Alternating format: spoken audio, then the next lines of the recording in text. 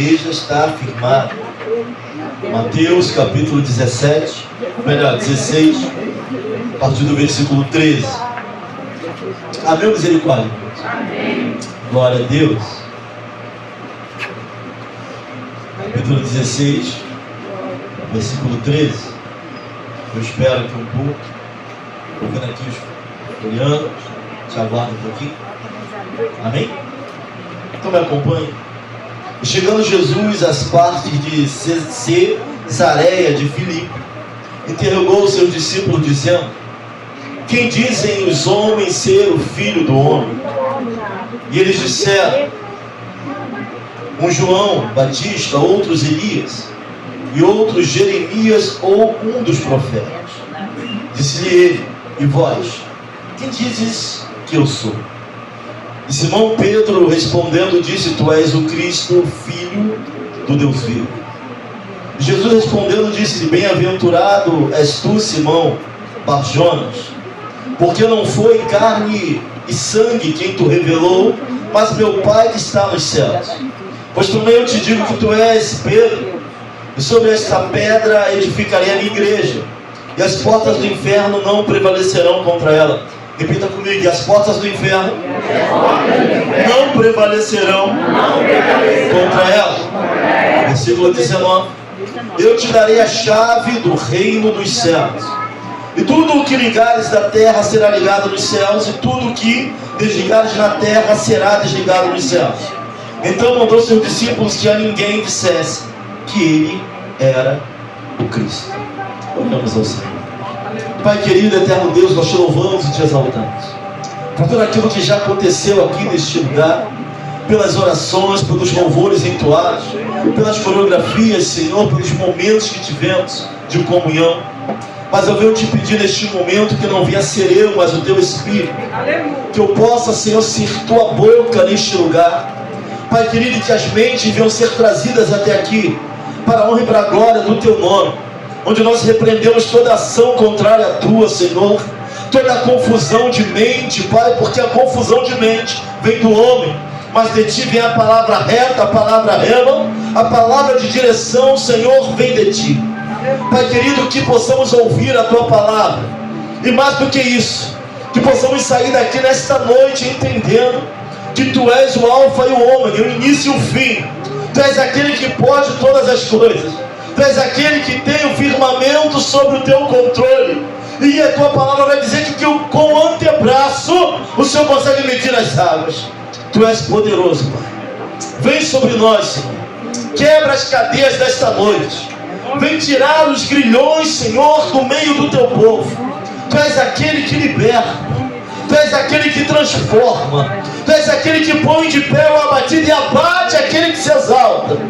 Tu tens o controle de nossa vida. A igreja é tua, a palavra é tua, o povo é teu, Senhor. Toma a primazia, toma o primeiro lugar, para a honra e glória do teu nome. Assim nós oramos nesta noite, Senhor. E aquele que ainda porventura não conseguiu te sentir, possa ser impactado pelo mover, pela tua palavra neste lugar. Assim nós oramos e te agradecemos, no nome que é sobre todo nome. Aquele que crê, dá glória a Deus. Agradeça o nome do Senhor e poder assentar para a honra e para a glória do nome dele. Aleluia. Louvado seja o nome de Jesus. Meus irmãos, eu peço alguns momentos da sua atenção e um pouco mais da sua atenção para aquilo que vamos falar nesta noite. O Evangelho de Mateus, capítulo 16, onde Pedro ele vai afirmar que Jesus é o Messias, que ele é o Cristo, que ele é o ungido do Senhor, que ele é aquele prometido desde o Antigo Testamento, na queda do homem, que pisaria na cabeça da serpente. Ele vai ter uma revelação impossível ao homem natural entender naquela época quem era Jesus. Jesus, vindo da parte de Cesareia de Filipe, ele vai interrogar os seus discípulos a respeito de quem ele era. Que dizem os homens ser o Filho do Homem? É a pergunta que ele vai fazer para aqueles que andavam com ele.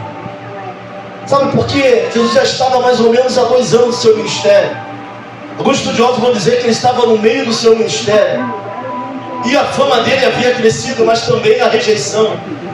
Assim como a fama de Jesus havia crescido, assim como havia uma multidão que o seguia, existiam aqueles que o rejeitavam também. E ele vai perguntar aos seus discípulos: que dizem os homens a respeito de quem eu sou? Eles vão responder: olha, não dizem que tu és João Batista, outros Elias, outros Jeremias. É interessante que eles vão comparar João Batista, talvez porque a mensagem sobre o reino fosse muito parecida. João Batista é o profeta, o último profeta nascido de mulher. Ele vem trazer uma mensagem: eis que é chegado o reino de Deus. Nós temos uma atenção na mensagem de João Batista: o agora e o ainda não. O reino já chegou, mas não está completo. Nem toda a obra foi completada ainda. E vivemos essa tensão do já é chegado o reino de Deus, para honra e glória do nome dele, mas ao mesmo tempo existe uma tensão de a obra ainda não está completa. Jesus, ele vai voltar na sua... Existe a segunda vinda de Cristo, e tudo vai ser revelado. E a mensagem parecia, então alguns vão dizer assim, e acreditar em reencarnação não é algo só da nossa geração. Eles já acreditavam nisso, vão achar que era o retorno de João Batista. Alguns vão se voltar ali para a profecia do último livro do Antigo Testamento, que é que esse, antes do grande e temível dia do Senhor, vos enviarei Elias. Eles vão ficar discutindo, não é Jeremias, talvez pela mensagem que Jesus afrontava. Jesus, ele até com reis ele falava, ele mexia, assim como também Jeremias, João Batista ou alguns dos profetas. E aí Jesus vai se voltar para ele e vai perguntar: e vocês? Quem dizem ser o Filho do Homem? É interessante que Jesus quer saber quem ele é na opinião dos que andam com ele. Jesus quer saber quem ele é na opinião daqueles que dizem segui-lo, que dizem e confessam Jesus. Ele vai perguntar: mas e vocês? Eu faço uma pergunta para os irmãos, é uma pergunta retórica. Não estou esperando a resposta, mas olha para quem está do teu lado e fala assim: ó, quem é Jesus para você? Pergunta para ele. Porque para alguns Jesus, ele é aquele que tem que chegar quando tudo é ruim. Para outros é aquele que vai dar um carro zero. E não esqueci da oração da tua chave não, viu, Alessandro? Está aqui, lembrei agora. Para outros Jesus é aquele que vai dar um apartamento. Deus quer saber de quem anda com ele. Quem? Para vocês, quem eu sou? Quem ele é para a IVEG? Quem ele é para a Assembleia de Deus? Quem ele é para a Nova Vida? Quem ele é, de fato? Um mordomo que nos serve quando nós precisamos. Deus está curioso em entender isso da boca daqueles que andam com ele. Porque quem não anda pode falar o que quer.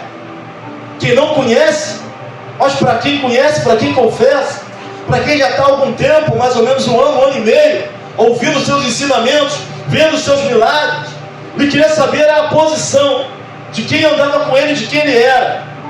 E aí Simão Pedro, é sempre Pedro, é interessante Pedro, ele vai se antecipar, e ele vai receber algo de Deus, e é impossível o homem, naquele momento, entender quem era Cristo, se não for uma revelação divina, se não for uma intervenção do próprio Deus.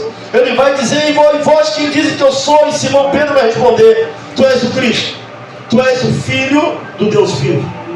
Pastor, parece algo muito simples agora, mas naquela época não era. Sabe, ele vai dizer: tu és Pedro. Vai responder: bem-aventurado, o abençoado, porque tu recebeste uma revelação que não pode ser do homem, porque não foi nem carne nem sangue quem te revelou, Pedro. Entendeu? Mas meu Pai está no céu, porque era impossível. Pedro está dizendo: tu és aquele lá do livro de Gênesis, tu és aquele que na queda do homem é prometido, tu és aquele que seria entregue na cruz. Pedro está dizendo: tu és o sacrifício perfeito, tu és o Cordeiro Santo de Deus que tira o pecado do mundo, tu és o primeiro e o único, tu és o próprio Deus. Pedro tem uma revelação sobrenatural de quem era Jesus, daquele que estava na frente dele. Deus vai dizer: olha, não foi carne, não foi sangue quem te revelou, mas o meu Pai meu Pai que está nos céus. Ele vai olhar para Pedro, ele vai dizer: ei, te digo que tu és Pedro, no grego, Petros. Tu és uma lasca de pedra, de rocha. Sobre esta pedra, sobre esta rocha, de uma metáfora só usada para Cristo na Bíblia, em que Ele é a rocha inabalável. Vai dizer sobre esta rocha. E aqui a igreja vai caminhar com mais ou menos 3 afirmações. A primeira afirmação da igreja do primeiro século é que a pedra era o próprio Pedro e o primeiro bispo da igreja. Alguns hoje vão dizer que a pedra era Pedro, mas não o Pedro natural, mas o Pedro confessante, o Pedro cheio da presença, o Pedro cheio do Espírito Santo. Ele era pedra. Outros vão dizer que a pedra é a afirmação que ele vai fazer de Cristo, de que ele é o Cristo, e que a igreja está firmada nessa afirmação. Mas uma terceira, uma quarta linha vai dizer de Petros e de Petra. E tu és Petros, tu és uma lasca de rocha, a ser lapidado, a ser moldado, a ser transformado. Olha para alguém e fala assim: tu és Petros. Fala para mim. Deus não terminou a obra na nossa vida, sabe, a ser moldado, a ser lapidado, a ser mexido. E sobre esta pedra, sobre essa, ou melhor, esta, é o que eu vou dizer, que ele está falando dele mesmo. Eu creio nessa quarta linha: eu edificarei a minha igreja. Sabe, Jesus está dizendo que a igreja não é edificada em Pedro, que a igreja não é edificada na eloquência do pastor Claudemir, a igreja não é edificada na administração que a IVEC tem, porque se fosse ela já teria fechado há muito tempo. Mas Jesus vai dizer que a igreja é edificada nele. E tanto que Pedro vai aprender isso, que lá em Atos capítulo 4, versículo 11, quando Pedro começa a pregar, e agora eu vejo um Pedro diferente, sabe, eu não vejo mais um Pedro que nega, mas um Pedro cheio da presença de Deus. E você e eu, nós somos resultados da pregação de Pedro lá atrás, porque a igreja é acrescentada mais 3.000 almas, e a igreja vai crescendo até chegar até aqui. Pedro é consequência da obra de Cristo na vida dele, e nós, por sinal, consequência de Cristo e da pregação de Pedro e dos apóstolos. Ele vai dizer que ele era a principal pedra de esquina. Então isso aqui já quebra algumas coisas aqui, e vamos entender que a igreja ela é fundamentada no próprio Cristo. Ele é a pedra que sustenta a igreja. A igreja não é um órgão inventado, a igreja não é um clube da Luluzinha. A igreja é uma instituição onde o próprio Cristo estabeleceu ele como fundador, ele como pedra principal e angular da igreja. Por isso a igreja está viva, por isso a igreja caminha com toda a guerra, com toda a luta. Nós estamos edificados em palavras bonitas, nós estamos edificados em mover. Que isso, pastor? Mover é consequência de presença de Deus no culto. Mas a igreja está edificada no próprio Cristo. Ele é o autor e o consumador da igreja. Está alicerçada nele. E é por isso que a igreja permanece em minhas lutas, em minhas guerras, sabe, minhas tribulações. São inimizades, são porfias. O inimigo tenta de tudo para tentar mexer e destruir e acabar. Mas a igreja que é fundada em Cristo, a igreja que é alicerçada em Jesus, ela vai permanecer para a honra e para a glória do nome dele. Jesus vai deixar essa declaração sobre essa pedra. Ele é a principal pedra de construção. Edificarei a minha igreja. O termo igreja não aparece unicamente no Novo Testamento. Quando fala de famílias, quando fala desde o chamado lá de Abraão, já vai colocar desta maneira. Mas pela primeira vez, Jesus está falando assim: eu edificarei a minha igreja. Vai pegar todos no antigo, vai pegar agora a nova aliança e vai colocar como igreja dele. Ele vai dizer que ele é a pedra. É em cima dele que a igreja é fundada. Olha para alguém e fala assim: ó, fica tranquilo, você está alicerçado em cima de uma pedra que é maior do que você. Ele é a rocha maior do que nós. E ele vai deixar uma segunda promessa. Sabe, ele está dizendo onde a igreja é alicerçada, onde ela está fundada, não é em qualquer lugar. Irmão, pode torcer, pode se levantar. Quantos já não se levantaram contra a igreja na história da humanidade? Nós acabamos de louvar, o Coliseu não parou, os leões, os cristãos eram jogados na cova de leões e eram comidos, devorados, mas não negavam a fé. Eram colocados como tocha humana, botavam fogo neles, mas não negavam a fé. Quantos já tentaram destruir isso, parar com isso? Mas nós somos firmados numa pedra que é muito maior do que nós. Jesus é a rocha maior do que nós, muito maior do que nós. Ele é o fundador, o autor e o consumador da nossa vida. E ele vai continuar falando: esta é a minha igreja, e as portas do inferno, o Hades, não vão prevalecer contra ela. Não há poder infernal, potestades, principados, hostes malignas, queira dar o nome que quiser, que pode extinguir a igreja da face da terra. Irmãos, eu vou ousar dizer que a unção que está sobre a igreja que é afirmada em Cristo é uma unção inabalável. O inferno pode até se levantar, mas se a igreja está firmada no autor e o consumador da sua fé, ela vai permanecer. Não tem palavra de feitiçaria, não tem oração contrária, não tem principado do inferno. A igreja irá permanecer. Porque nós somos bons? Não. Porque nós somos santos demais? Não. Porque alguma coisa especial em nós? Não. Pastor, porque eu subo um monte e desço direto 10 vezes durante um mês? Não. Porque o fundador da igreja é Jeová Sabaoth. Aleluia! É o Senhor dos exércitos que fundou a igreja. Aleluia! Não foi homem. A igreja não é uma invenção do homem. Deus funda a própria, a sua. E esta é a minha igreja. E ele já deixa um decreto. E contra decreto deixado por ele, ninguém pode. E as portas do inferno. Pastor, as portas do inferno se levantam contra mim todos os dias. Tu é igreja? Sozinho tu é templo. Mas aqui, a reunião daqueles que servem a Deus formam o quê? A eclésia, a igreja.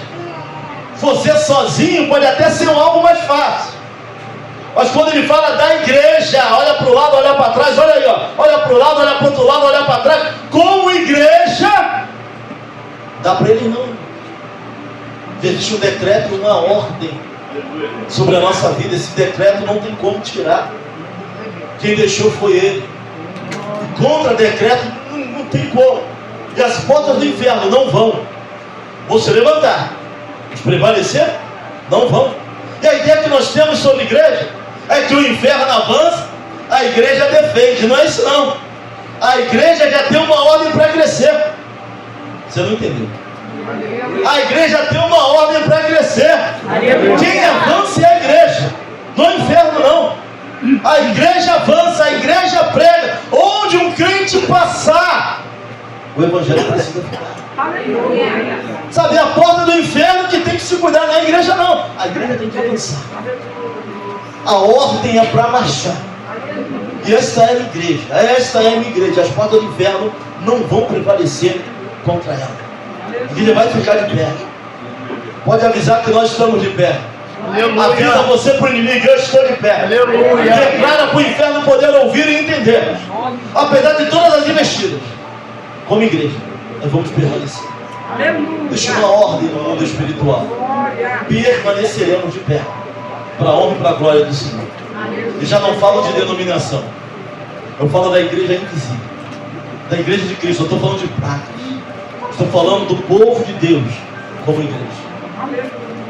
Essa igreja, nem o inferno pode com ela. Vou ser mais ousado. Nenhuma porta do inferno pode com ela. Existe uma ordem sobre as nossas vidas. Ele vai deixar algo. Ele vai dizer: e aquilo, eis que te dou a chave. Olha, mano, muita responsabilidade. Já parou para ler esse texto aqui? Te darei as chaves do reino dos céus, e tudo que ligares na terra será ligado nos céus, e tudo que desligares na terra será desligado nos céus. Isso aqui é muita responsabilidade. Te darei. A exclusividade de Pedro? Não. Mas quem começa a pregar? Quem começa a falar? Quem começa no dia de Pentecostes a falar e a pregar a doutrina dos apóstolos? Ele dá primeiramente para Pedro: pastor, que chave é essa? Que liga algo da terra no céu e que desliga algo no céu da terra. Os evangelhos. Essa é a chave. Aquele que crê está ligado da terra no céu. Aquele que não crê já está desligado do céu. Os evangelhos é a chave. E te darei a chave dos céus. E somente quem tem essa chave é a igreja. Quem prega esse evangelho é a igreja. A quem ele confiou essa responsabilidade? A igreja. A mesma igreja que as portas do inferno não podem com ela. Você como igreja tem essa chave. E pregamos o evangelho. Aquele que crê será salvo. O que não crê já está condenado. Isso não tem para onde correr também. Isso já é um decreto deixado pelo nosso Deus. Mas essa responsabilidade e essa chave como igreja pertence a Deus, mas dentro da mordomia. O que é mordomia? É aquilo que nós tomamos conta, mas não é nosso, vamos prestar conta. E agora eu faço outra pergunta retórica: você tem se utilizado bem dessa chave? Você tem pregado esse evangelho? A gente está perdendo tempo com muita coisa. Como igreja nós estamos tropeçando nas próprias pernas. Mas aquilo que é importante nós não estamos fazendo, que é pregar. A pregação do evangelho a toda criatura. Onde o cristão passar, o cristão sai, essa palavra fica. Isso tem sido uma realidade na nossa vida. Foi cantado aqui que existe uma preocupação em apenas não sair da presença do Senhor. Sabe o que eu pedi para Deus para o ano de 2024? Senhor, eu quero permanecer crente em Ti. Eu não sei se o ano vai ser melhor. Nós temos a falsa sensação que o ano que vem vai ser um ano, e todo ano é essa sensação. Mas nós precisamos entender que a nossa fé e esperança não está no ano que é. Está em Cristo, o autor e consumador da nossa vida. Precisamos entender que Ele é tão poderoso, que apenas com uma palavra Ele pode mudar toda a trajetória da nossa vida. Pastor, eu tenho vivido mal esses anos todos. Você pode ter os melhores anos da sua vida, se assim Deus quiser. Recebi uma palavra no final do ano e me impactou. Talvez haja esperança para a igreja, se tão somente permanecermos aos pés da cruz. Se tão somente entendermos quem Ele é. Se tão somente entendermos da sua... Paulo, ele vai falar algo interessante. Ele vai falar da altura, profundidade, largura desse amor. Somente entendermos isso, pode haver esperança para nós, para o ano de 2025. Mas então o senhor está sendo pessimista, não? A tendência do mundo é piorar. A tendência do amor é ainda se esfriar mais. Mas a igreja, ela vai permanecer. Porque ela não foi fundada por homens. Somos fundados, estamos fincados, estamos arraigados, estamos enraizados na pedra fundamental que é Cristo. Aleluia. Vão cair alguns à sua esquerda, milhares à sua direita, mas vai dizer a palavra: mas que tu não serás atingido. A igreja que é firme em Cristo, ela permanece. E não tem depressão, não tem opressão, não tem ansiedade. Nós até sentimos, mas existe um amor maior do que nós. Existe um amor que precisa crescer em nós a ponto de transbordar, onde essas coisas vão ficar pequenas. É que alguns de nós ainda não conhecemos desse amor, desta ótica. Perguntaram a um jovem, falaram assim: você é homossexual? Ele falou: não, eu tenho tendências homossexuais. Eu falo: que isso? Tu é ou não é? Ele falou: não, eu conheci um amor que é maior do que as minhas concupiscências. Conheci um amor que é maior do que os meus desejos. Conheci um amor que transborda em mim a ponto de preencher todos os vazios emocionais, o rombo emocional que o ser humano tem dentro de si, porque hoje estão vivendo isso. Somos a geração e parece que temos um rombo emocional dentro de nós. Estamos desesperados em preencher isso. Com fama, dinheiro, viagem, namoro. Tem gente desesperada para preencher. Vai preencher. Olha para alguém e fala assim, olha, tem coisa na sua vida, pode falar. Que só Jesus pode preencher. Só Jesus pode preencher. Não tem como escorrer isso não. Não adianta dar uma busca desesperada tentando preencher esse vazio, porque não vai conseguir. Acredite. O homossexual não entendeu que existe um amor maior do que ele, que preencheu todos os vazios da vida dele, a ponto de ele não querer mais outro tipo de amor. Só isso. E esse amor ele precisa crescer no coração da igreja. Sabe, para largar as tendas, esse amor vai ter que crescer. Nós temos um tema, alargando as tendas. Quando ficarmos presos nas nossas dores, nas nossas dificuldades, por que você não convida Jesus para participar dessa tua dor? Por que não convida Jesus para entrar nesse teu vazio? Por que não convida Jesus para entrar nessa questão, desse vazio emocional? Tem gente que grita, sabe, tenta preencher, mas não consegue. Chama Jesus, convida Jesus. Senhor, entra nessa minha dor, Senhor, tu me conhece, e Ele vai fazer aquilo que lhe apraz na minha e na tua vida. Sabe, às vezes nós não convidamos Jesus para momentos mais difíceis. Pelo contrário, sai da presença dEle. Sabe, nos momentos de guerra, de decisão, é momento de orar, tira um tempo para orar. Você não bebe água todo dia? Não escova o dente todo dia, não vem falar para mim que não dá para cultuar a Deus, não dá para adorar o nome do Senhor, porque dá. Tenta fazer diferente. Você pode ficar uma semana sem ler Bíblia? Pode. Mas eu te garanto que eu não fico um dia sem beber. Você não fica um dia sem comer. Você pode, você só não deve. Precisamos viver aquilo que estamos cantando. Como igreja. Precisamos colocar Jesus no lugar certo da nossa vida. Na prateleira certa. Tem gente que ama mais o filho do que a Jesus. Mais o marido do que a Jesus. Mais a esposa do que a Jesus. Tem gente mais preocupada com o e-mail, esquece que Jesus é a fonte. Quem dá marido? Jesus, Deus. Quem dá esposa? Deus. Quem dá os filhos? Deus. Quem te deu família?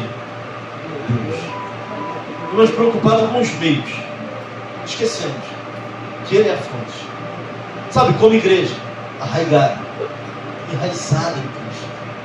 Como igreja que as portas do inferno até batem, até tentam, mas a gente avança.